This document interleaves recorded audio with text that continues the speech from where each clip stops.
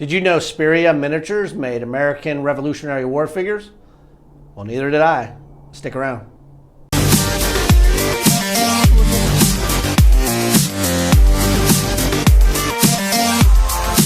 Hello everybody and welcome back to my channel. This is Paul Knapp coming to you once again from the Man Cave, and I have another box to open, and yes, it's from Sweden and it's from Speira Miniatures. So let's take a closer look at what new things they're coming out with.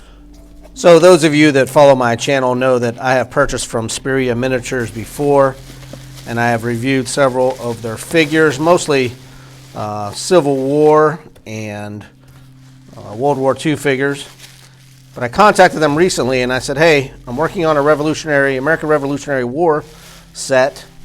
When are you guys going to start carrying some Rev War figures? They contacted me back and said, as a matter of fact, we have some. Not in production just yet, but would you like to review them on your channel? And I said, hell yeah, I want to review. So this package came within 2 weeks, and I'm going to go ahead and open these up, give you guys a little review of what to expect in the near future from Speira Miniatures. Okay, first off, let me show you some size comparison. This first figure is a 1/32 scale IMAX CTS. You got the Marks reissue. This is AIP, Armies in Plastic. And this last one is Accurate.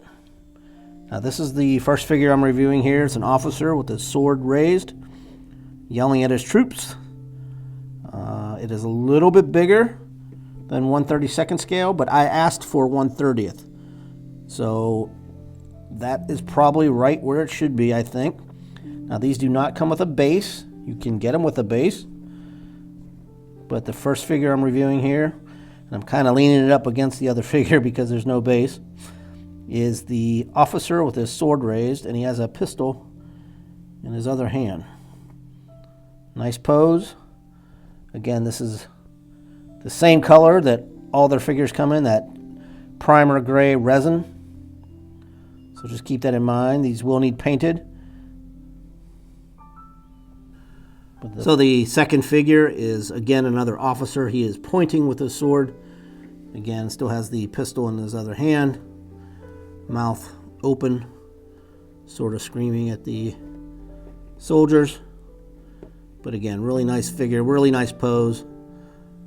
None of these came with bases, by the way, so I'm doing my best here to turn these and show them to you. But the second figure, again, officer with sword pointing. Next up, we have a cannon, and this is really nice, really detailed. I love this piece right here, and it did come with a crew of 3. I'll do those individually, but first you got to take a closer look at this cannon. Again, it's that gray resin, but man, this is going to fit in nicely. If you're working on a Rev War set, just paint this baby up. Very nice, very nice. The first figure of the cannon crew is this gentleman here holding the cannonball. Again, he kind of has that scowl on his face. Very nice. Nice pose. I'm not sure what the position of this is or what job he holds. We're just going to be calling him the cannonball holder. Loader, I guess. The next member of the cannon crew is the gentleman covering up the igniter on top, or he's in the firing position, I guess. But it looks like he has his hand covering up the top where the fuse would go in. This is the second figure of the cannon crew.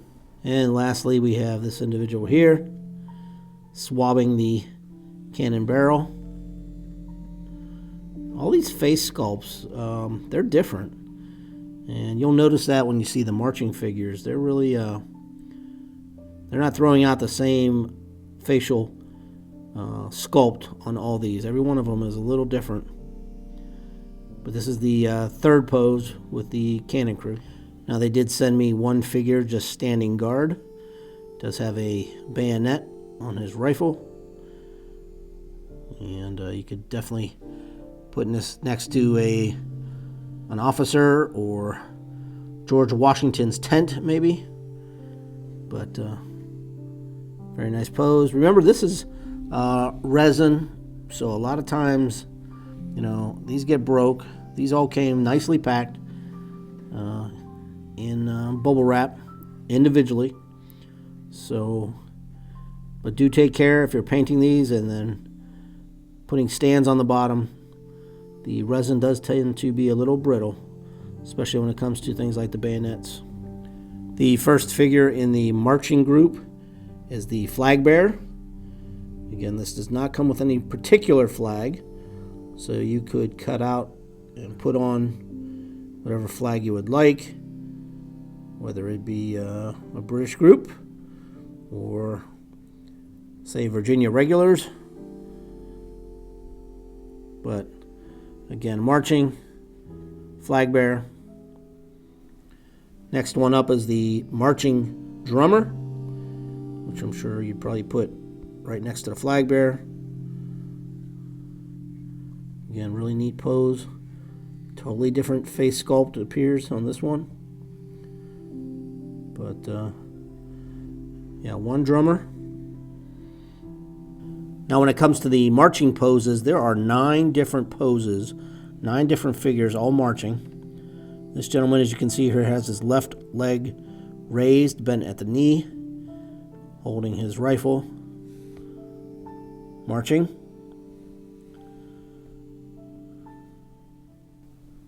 Next marching pose we have is left leg forward, right arm holding the top of the rifle. And again, marching pose. I know a lot of you are going to ask, do they have backpacks?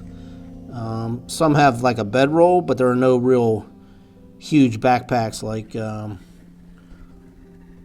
you're thinking for the British regulars, possibly, or grenadiers. The third marching pose is the right leg forward, right arm on the top of the rifle. However, look at this face. He's seen some battle damage, man. This guy's got a patch over his left eye here, if you will. Again, marching. Patch over eye. This next marching pose is left leg forward.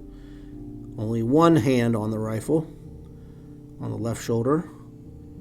And check this out. Not all of them, but some of them even have a ponytail in their hair. The next marching pose that we have is, again, left foot forward, right leg back, one hand on the bottom of the rifle. He's got a bedroll, however, on back, looks like, and short hair. I just wanted you to see the difference.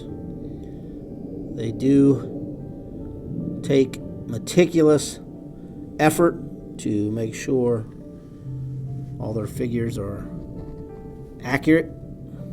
All these have bayonets on the rifles, and majority of them don't have much flashing. There's not a lot that you have to really sand off. Maybe a little bit on the hand there, but very nicely done. Now, I know when you see these next 4, you're going to say they're very similar, and they are very similar, but they are not exactly the same. This first one up is right leg forward, marching, hand on rifle. His head's turned a little bit, and his right arm is straight. Also, from behind, he really doesn't have anything except his ammo case. So this is the first one, like this. The second one with right leg forward, left leg back. Again, one hand on rifle. He is staring forward, and his right arm is in front of him. Again, the back is pretty much the same. He does have long hair, however. So there are, like I said, minor differences between all these. So if you're looking to have a group of guys marching, make sure you take a close look at what you're buying. There are 9 different poses from what I gather. And everyone is just slightly different than another. Again, this gentleman here has right leg forward, left leg back, one hand on rifle, but he's really stepping it out. You can see he's bent at the toes. He's got much wider base than the other ones. He also has his bedroll, and his right arm is kind of behind him. It's almost like he's at the quick step. And finally, your last figure marching. Again, this guy has a little bit wider base. His one toe is up. Rifle is in the same hand, but his right arm is slightly backwards. And bedroll on the back. And this individual does have the ponytail. So, again, 9 different poses marching. Everyone's slightly different than the next. So keep that in mind. If you're ordering these from Speira in the near future, be specific on what you're asking for. I'm sure by that time, when these hit the market, there's going to be a lot more to choose from. But again, I'd like to thank Speira for sending me these. And hope you guys enjoyed this quick review. I'm looking forward to getting some bases and getting these guys set up, especially my cannon crew here. I think that's going to look awesome. Might have to go and order a whole nother set. Make one American and one British. So, again, thanks for watching. Please support Speira Miniatures. And as always, keep on collecting.